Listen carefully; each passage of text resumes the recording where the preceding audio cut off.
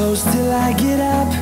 Time is better. अस्सलामुअलैकुम, welcome back to my channel. उम्मीद है कि आप लोग ठीक होंगे। सो गाइस, आज की इस वीडियो में मैं आपके साथ फेब 2023 का जो भी पे आउट है वो शेयर करूंगी। So make sure to subscribe my channel. अब हम स्टार्ट कर लेते हैं अपनी वीडियो को। सो गाइस, ये है पहली वीडियो 4,50,000 की। इनको 9,710 क्रिस्टल मिले हैं 4 फरवरी को, और ये इनका एक नॉन ओरिजिनल कंटेंट है। तो गाइज, ये है सेकंड वीडियो 2 मिलियन व्यूज के साथ। ये भी एक नॉन ओरिजिनल कंटेंट है। इनको 2,573 क्रिस्टल मिले हैं। गाइज, ये वीडियो भी नॉन ओरिजिनल कंटेंट है, फोटोग्राफी की है, और इस पे 5 लाख प्लस व्यूज हैं, और इन पे इनको क्रिस्टल मिले हैं 7,133.7।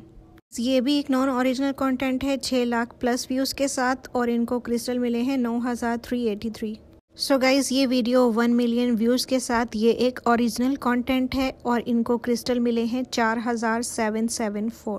गाइज, ये वीडियो 9 लाख प्लस व्यूज़ के साथ है, और इनको 4,143 क्रिस्टल मिले हैं, और ये एक नॉन ओरिजिनल कंटेंट है।